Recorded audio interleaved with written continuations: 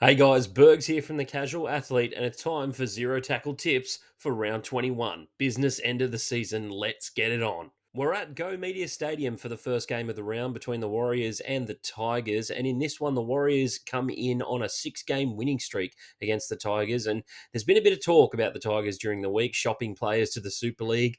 John Bateman has left effective immediately to play for Warrington for the rest of the Super League season. They probably expected a bit more out of him, but there's a few changes to this Tigers team this week. Luke Lawley will be coming back onto the wing, exciting young talent who we saw a few weeks ago. And Latu Fainu gets his crack at the number 7 jersey, and that will be very interesting to watch. For the Warriors, Roger Tuivasa-Sheck moves back to the fullback spot, but there is no Sean Johnson in this side, and he was due to come back this round, so obviously that Achilles injury is still hampering him a little bit. I think this one is a little bit simple, unfortunately, for Tigers fans. I'm going to go the Warriors 1 to 12 here. I just feel like the Tigers at this end of the season, they're experimenting with a few things, seeing what'll work, seeing what players they want to have for next season, and they're just kind of treading water towards the end of the season and trying to find a scheme that will work for them, not just for next year, but for multiple years to come. And for the Warriors, they desperately need a win here, and I think they'll continue the winning streak against the Tigers. Second game on Friday night, we're out at CommBank Stadium for the Eels taking on the Storm. And now the Storm come into this game having won their last 3 matches against the Eels. That's possibly due to the Eels' poor form over the last 2 seasons, and they are going to be without Mitchell Moses to the end of the season as he tore his bicep in Origin, as we all know. What I did expect to see for the Eels this week, I was wondering if they were going to shove Blaise Taulagi back to the fullback spot.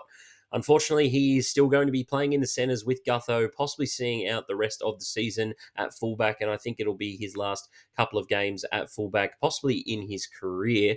Dejan Arce is still in the halves, and for me, that is not a great move for the Eels, but I think they're just trying to get towards the end of the season and potentially avoid the wooden spoon at this stage. It could come down to that round 27 matchup with the Tigers at this point. And for the Storm, they come into this game on the back of some great performances. They're top of the table, very clear by 4 points at this stage. And Jack Howarth, young Jack Howarth, who has been talked about non-stop as a potential rookie to look out for the last 3 years, has really locked down that centre spot. I do think for the Storm, they get this one done. It's pretty simple in my opinion, unfortunately for the Eels, and the Storm will make it 4 in a row over their last 4 games against the Eels here. Well, 13 plus is my prediction for this one. Unfortunately for Eels fans, I just can't give it to you at this stage. Super Saturday starts with the Broncos taking on the Dogs. Now, unfortunately for the Dogs, they haven't beaten the Broncos since 2019, and the Broncos weren't exactly great in those 2020 and 2021 seasons. They have been a little bit disappointing away from home this year, the Dogs. They have been great at home, but they've only won 1 game away from home this year at McDonald Jones Stadium against the Knights. And to me, that's a very telling stat. For the Broncos, on the other hand, Adam Reynolds came back into the team last week and he added that really nice calming effect, just slotted straight back in and got his second role working in Jordan Ricky, who's been gone missing since he's been out. And then Ezra Mem and Reece Walsh were able to play off the back of him as well. And it just looked a little bit more like a harmonious Broncos team that we were so used to seeing last season. They weren't exactly perfect, but with his first game back, I don't expect it to be perfect. I expect him to get a win here, though. I just feel like for the Dogs, away from home, they haven't been particularly great this year, and I expect that to continue here with the Broncos winning a tight one, 1 to 12. Staying in Queensland on Super Saturday, we go to North Queensland with the Cowboys taking on the Sharks. Now, the Sharks have been dominant in this fixture in the past. They've won 9 out of the last 10 games against the Cowboys, no matter where the game is played. So, definitely a bit of a bugbear for the Cowboys and a thorn in the side for Todd Payten to deal with this week, especially on the back of a tight win against the Dogs last week. And the Cowboys are still in touch with the top 8, but can they stay there, I guess, is the big question. They do have a lot of games at home to finish off the season.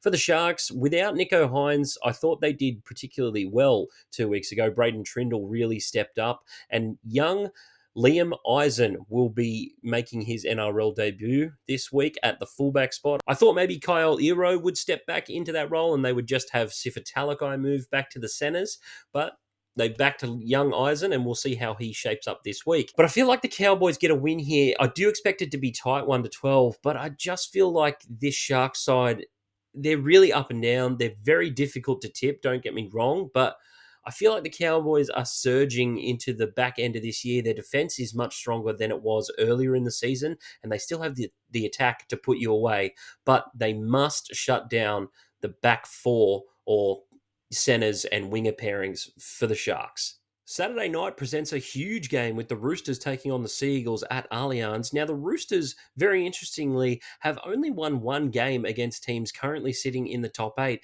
And the Sea Eagles, well, they are fifth on the ladder. So you could assume that the Sea Eagles would come away with a win in this one based on the current landscape for the Roosters, but I feel like the Roosters were embarrassed last week. Their forward pack really took a hit, and those guys backing up from Origin, they just didn't look like they were prepared to take on the likes of the Storm.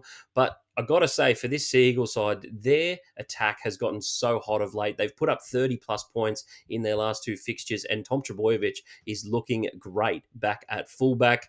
Satili Tupanua being named in the centres isn't great for me for the Roosters, but I feel like they need a win here and need to prove to everyone that they are still a title threat in this 2024 season. I'm going to go the Roosters. I hope they get a win here, 1-12. We're at Wynn Stadium for the first game on Sunday with the Dragons taking on the Panthers. Now, the Dragons have a pretty decent record against the Panthers, albeit they did beat them earlier this year without any of their origin stars.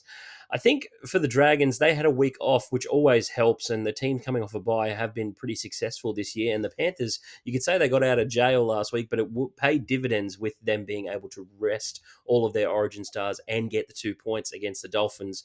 And Nathan Cleary had a great game back. And with Cleary back in the fold, it really makes me think that they could go on a surge and win 4 in a row. They haven't looked the best this year, not compared to their previous premiership winning years, but the Dragons, though, they're still in touch with this top eight. They are ninth at this point in the season, and it's not a place that a lot of people expected them to be at. And I just feel like their forward pack is severely underrated this year. Some guys are working really hard. Jack DeBellin has been outstanding. I think their second row rotation is up there with one of the best in the competition with Jaden Sewer, Fatala Mariner, and Luciano Leilua. So you've really got to be on your toes with this team. And Zach Lomax is back playing club footy. I do think the Panthers get a win down at Wynn Stadium, and I know how much of a fortress it is for the Dragons down there. I just feel like the Panthers are ready to go on a run and potentially make a challenge for this minor premiership, but I expect the Dragons to stay in it right to the death. Panthers 1-12. Back to Suncorp we go on Sunday with the Dolphins taking on the Titans, and it's an all Queensland derby in this one. For the Dolphins, I feel like last week was a little bit underwhelming in terms of them not getting over the line. I think for them, they would have loved to go down to Penrith and grab the 2 points. They just couldn't get it done in Golden Point. And for the Titans, they started so hot against Manly and really fell off the wagon in that second half. It's tough for me to see if the Titans are going to be up for it each and every week. They do play some great football in patches and can put on points just like that. We did see that in the Warriors game where they put on 66 points. And for the Dolphins, they're exactly the same. They try right until the last whistle and really don't give it to you easy. I do feel like the Titans go to Suncorp and grab a win this week. Something just wasn't right in that second half, and no doubt Desi will be wanting to rectify that. And just for the Dolphins, I feel like they're losing a little bit out of dummy half. I know Max Plath is doing a fantastic job, and he's been there everywhere, man, this year. But without Jerry Marshall King, I just feel like they're losing a little bit in the middle of the park. I'm going to go the Titans, 1-12. Last game of the round is out at GIO Stadium where the Raiders take on the Rabbitohs. Now, the Raiders have a good record against the Rabbitohs over the last 10 games. They've won 7 out of those 10 games. And for the Rabbitohs, I really feel like the highlights for them last week were just all point scoring. There wasn't much defense, or the defense that we've known over the last 8 or so rounds from the Rabbitohs last week against the Tigers. They gave up 28 points, and it's probably not something that they want to continue moving forward. But I do feel like Cody Walker and Jack Whiten are really working together quite well, and Jai Gray is just an energizer bunny out there. He's always bouncing around looking for those attacking opportunities. I feel like on the Raiders side of things, Jamal Fogarty came in and did his job to perfection, kicked really well once again, and he's just that added bonus of a kind of like an Adam Reynolds for the Broncos. He adds a lot of calmness to the team, knowing that, if they get a good kick on the back of their sets, they're going to be okay. And this pack, being as big as it is, really needs that.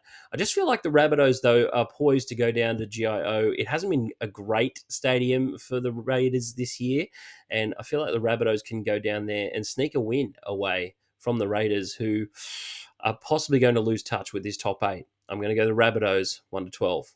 So that's it for the video, guys. Stay classy, and I'll catch you on the next one.